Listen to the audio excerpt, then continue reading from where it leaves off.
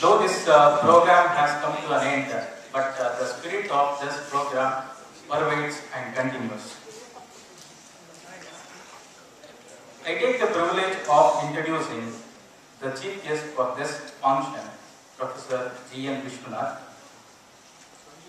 He is the founder, director, Executive Management Program, Bharatiya Vidya Bhavan, Bangalore. He holds a master degree in Marketing Management from Pondicherry University, and he is actively involved in research. He has directed extensive market research studies on all India basis, covering nearly 50,000 rural and urban households. He is also conducting research on consumer insight development as well as preference formation. He has a good blend of both academic and industrial experience of more than 30 years in marketing domain, and he has handled national brands like Reliance and HMT on all India basis. And his interests are varied.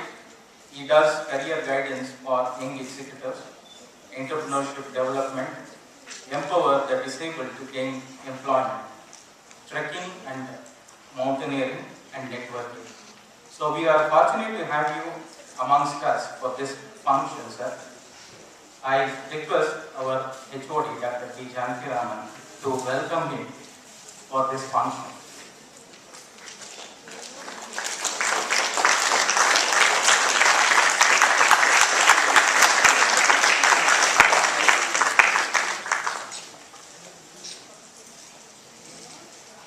A man known for his discipline, meticulousness, and has been offering continuous support and encouragement to all our programs.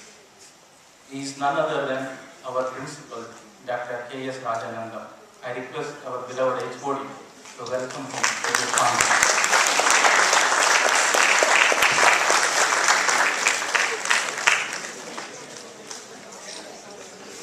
We have another special guest for this function, Sri Bharti Shankar.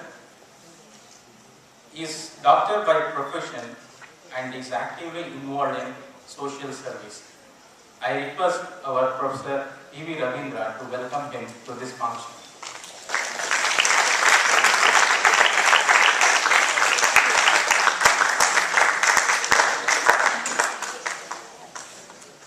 As you all know that the MBA department, MSRIT, is scaling new heights under the able leadership of our beloved HOD, Dr. P. Janakiraman. I request our Professor PVR to welcome him to this function.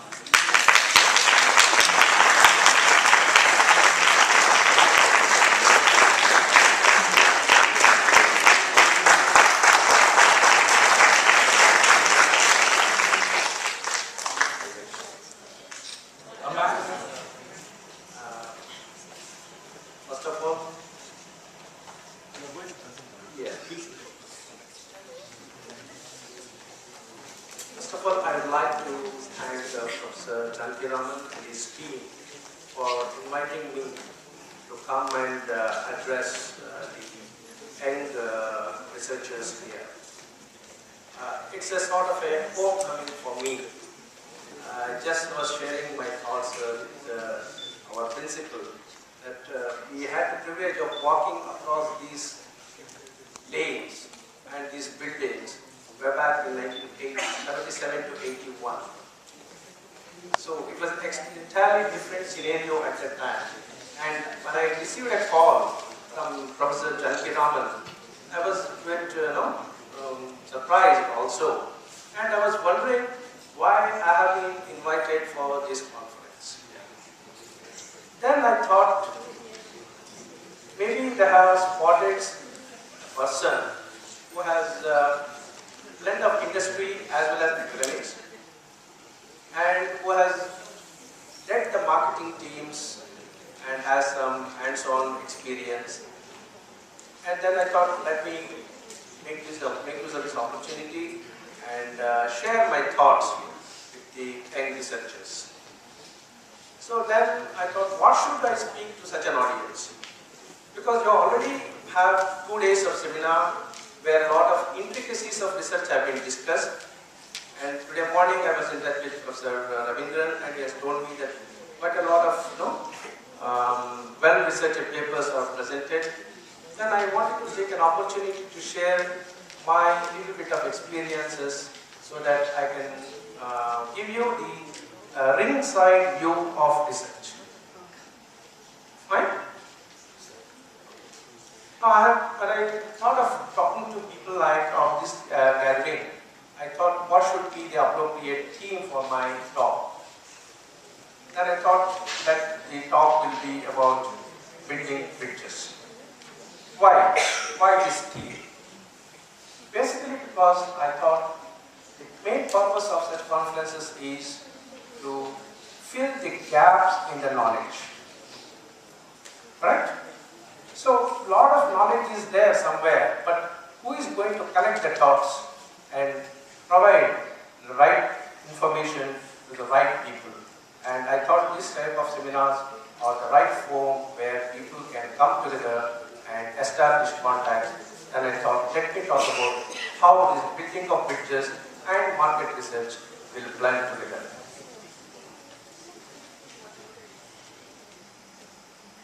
As you all know, this rural market and urban market division is gradually fading. Because nowadays there is something called depth of distance.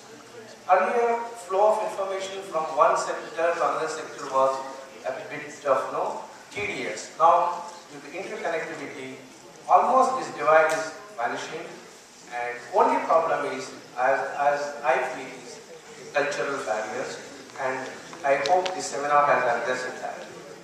So then I thought, when rural marketing has been researched, what type of research papers have been presented? I just had a glance about that. I came to know that during this conference, rural consumer behavior studies have been addressed, which is my domain actually. See, these consumer behavior studies are very, very intricate and very, very tedious and very costly of it. So I was very happy that this issue has been taken up. And then innovative approaches in retail marketing and how the rural businesses can be developed. Further, about important gap is about rural logistics. Logistics in our country is still in a very nascent stage, and then we all know how difficult it is to transport goods across the country. Then I think you have discussed about microfinance and financial inclusion, and ultimately one paper was presented on marketing of agricultural products, which we all think that is the rural market. But now even that division is fading. Now rural people are more consumer oriented, and so there is a large market for consumer goods also.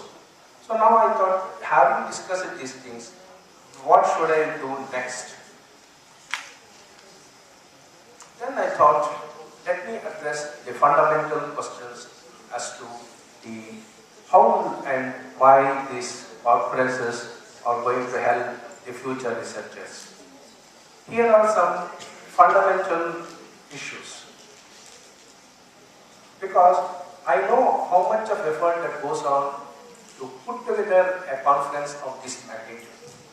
It requires enormous dedication and a lot of sweating and legwork to arrange these conferences. And what is the takeaway from these conferences? Ultimately, that when we utilize these conferences, we have some purpose of doing this type of massive job.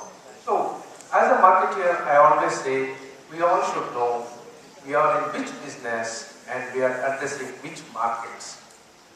Who is, and is it the work that the effort which we are putting in? And similarly, why present a paper? Most of us are asked to present papers. But what is the benefit at the end of the day?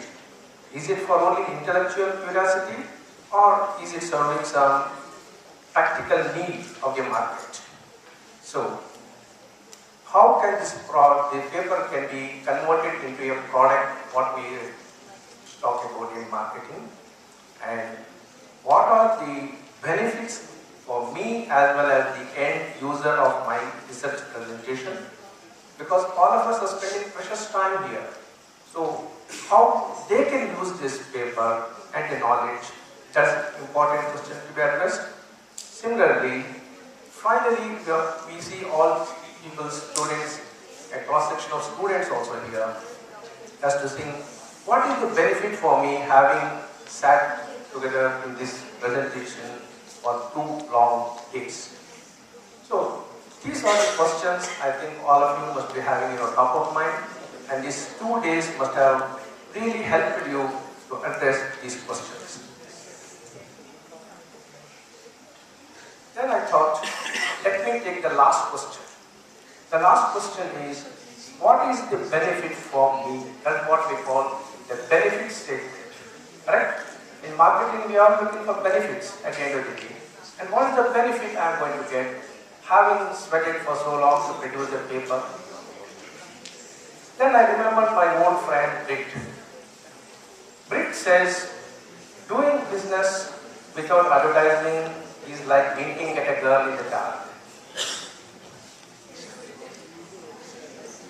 You know what you are doing, but nobody else does, not even that girl. So it's purposeless and futile exercise if we do something internally and we don't advertise it properly. So the question is, why you should advertise? Each one of you who has presented the paper, then when you make a presentation of high standards, you will be on the radar of the prospective users. That is one way where you can come to limelight of the market. Ultimately, please don't forget that we are all here to sell ourselves at the end of the day. So, what I suggest is that never hesitate to advertise yourself. But there was a catch. When I talk to people about self-advertising, people remember this Narcissus. Narcissus story, I think all of you must have heard sometime. Narcissus was a person who loved so much about his own beauty that he could never forget his own face, and he died as a very sad man. So like that, people say one should not advertise or one should not proclaim oneself.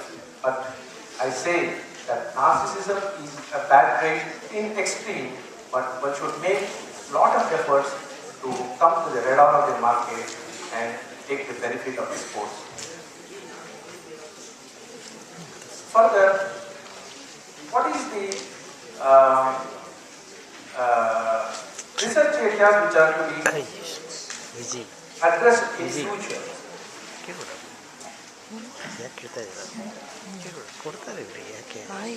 See, I have been, as somebody told me earlier, I have been conducting this type of rural-urban market studies covering all India basis, and my sample size used to be nearly 50,000 households, and the budget used to be nearly 1 crore.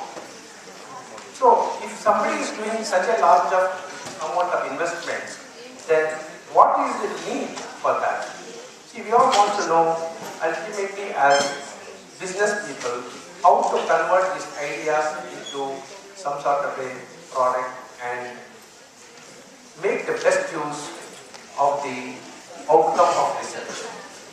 I think the future research should be how to identify the cultural trends. Because as I told you, the main essence between urban and rural is a cultural disparity. Second thing is about understand the changing consumer attitudes. See, we have to benchmark the studies and do a continuous evaluation, otherwise a snapshot will not help a real market yet. So we should have a changing attitude also to be benchmarked, and then add our quantitative knowledge to the various markets. This is what I call the difference between an MBA, a non-MBA, and a researcher. See, there should be some sort of a differentiation for these categories. Finally, what we look at the end of these conferences is how much of quantitative data has been really unearthed.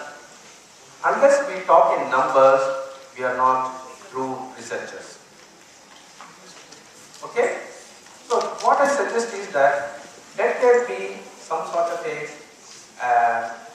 collation of quantitative data so that when the true marketeers from the market come and read your report, they should get a hang of the numbers at the end of the day instead of some vague concepts. And ultimately, the output of these seminars somewhere should be practically applicable so that changes in strategies can be implemented. And if that has to happen, there should be a lot of trust in your outcome.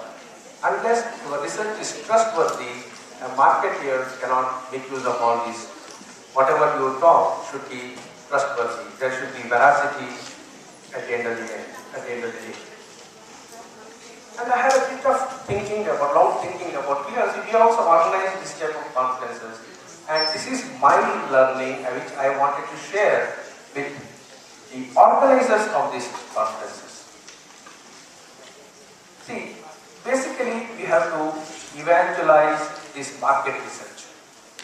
In our country, in the past 30 years of my interaction with leading brands, what I have noticed is that still people go by hearsay, gut feeling, and their own perceptions rather than asking for hard facts. So, but they are also not to be blamed because getting hard facts, factual figures is also very costly affair. And somewhere I feel that whatever little bit of knowledge that has been churned out in these conferences should be somewhere collated properly, reutilized, because I believe in recycling as a big concept here. The knowledge should be recycled. Then after churning up this recycling, some new thoughts will come, and that is what can be given to the market. That is the true market here. And let this be a continuous process and identify who is going to follow through the outcome of this. See, the energy should not dissipate just like that. So there should be some system where some follow-through action is there so that when you organize next year this type of conference on rural marketing, this year conference should be a stepping stone for that, and the quality of research should be enhanced so that the future research can be leveraged based on the data that has been collected. Otherwise, from tomorrow onwards, we are going and then again we start from the scratch. I think that's the bane of our country and of our system. So this is my long thinking for the organizers for the conference. And as a true and practical market researchers, I thought, what should happen from tomorrow? See, these 2 days are over. Right? These 2 days are over. What I should do from tomorrow for the researchers? So, fortunately, we can form one thing that's called focus groups so that you don't get lost after these conferences. And you can form a focus group. And I feel that most of you are having some sort of a awareness of this blogging. How many of you blog here regularly? Blogging? Okay, this is one person.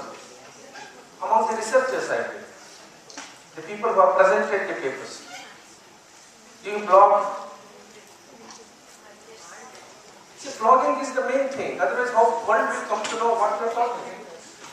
Okay? So, you please have a blogger, and I think all of you must be aware of LinkedIn. How many of you are on LinkedIn? So, that's where you can always leverage the contacts, because what we have done, we have built the bridges among people here. You can't do more than 2 days. The best thing that can do is we have network with people and they have to take it forward. Clear? So then use these things so that you can be able to get down with job from tomorrow onwards. I always envy the young generation of students. This is to my student friends. See, you are all very fortunate in many ways.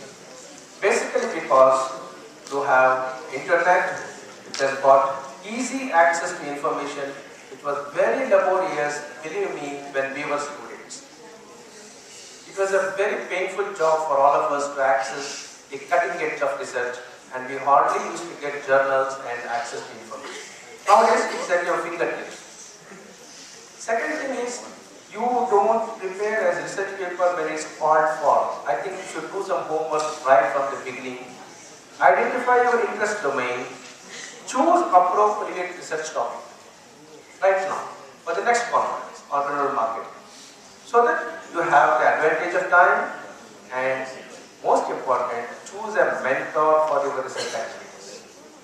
See, mentors give you a lot of support and insight, and all of you should somehow identify a mentor so that you can take your research to higher levels. Further thing I can tell you, these are all the tidbits which I wanted to share. Be patient and never give up in research. See, results won't come just like that. You have to do a lot of hard work and be passionate and excited about what you are doing. Then you will be able to get the benefit at the end of the day. And as far as the total community of researchers I am telling, please evolve a culture for research in our education institutions. There should be a research culture. It is not only writing exams, delivering lectures, writing exams, and then getting grades. At the end of the day, there should be a research culture, and believe me, world is looking at India for future development. India and China are going to be the future markets, and if you produce quality research, people are ready to buy at a price and keep it as current as possible. I think as recently as yesterday, the retail sector has been opened. Correct? They have asked for more investments in retail sector, and it's going to have a great impact on the research field. So if somebody can really quantify and verify the data, I tell you, people like Walmart and all will be able to support the research, because at the end of the day, they are looking for hard facts. They are not like Indians. They never believe just somebody coming and assuring something. They say, where is the facts and figures? So this is the emerging area which I think you can always look at it for future. Finally, coming to the basic question as to how to be lucky in research. The research is there are two types. One is systematic research, another is something called serendipity. All of you must have heard that word serendipity somewhere. Correct? Serendipity is not something you discover by chance.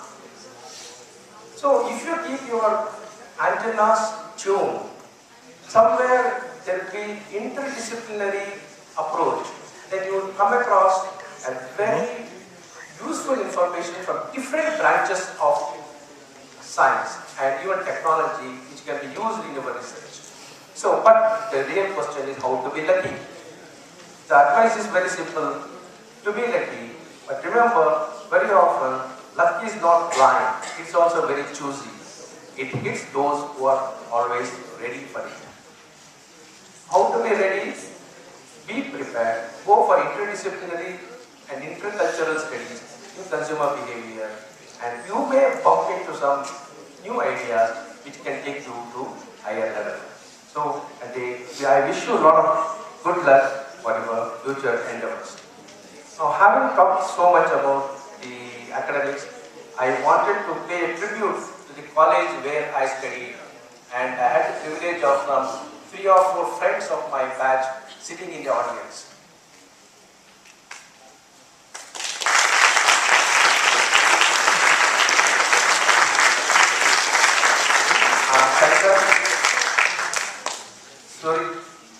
Shankar, Satya, Shashi. So, we were all students in this college in the year 1981, and I had the privilege of coming to the Golden Jubilee celebrations when it happened, And during that time, I remember meeting all my previous professors, and this is the photo I cherished from our principal, Y.A. Prahalad Rao. So I wanted to dedicate this talk to my teachers of this noble institution. Thank you. Any questions? I'm always there to take it. I love to take questions. Thank you.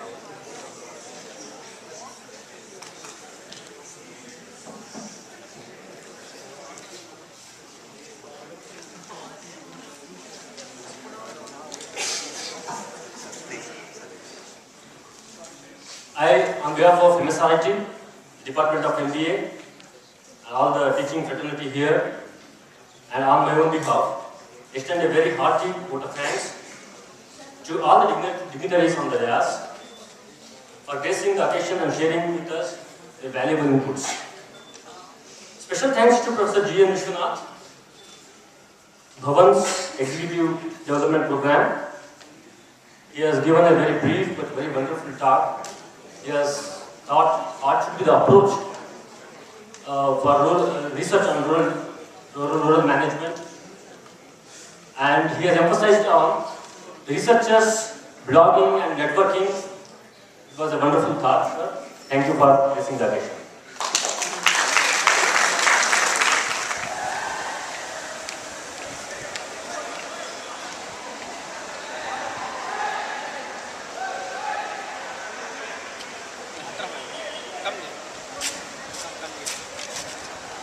S ಒಬ್ರಿಗೊಬ್ರು ಹೆಗಲ ಮೇಲೆ ಕೈ ಹಾಕಿ ನಿಂತ್ಕೊಳ್ರ ಏನು ಒಳ್ಳೆ ಹಾಂ S yes good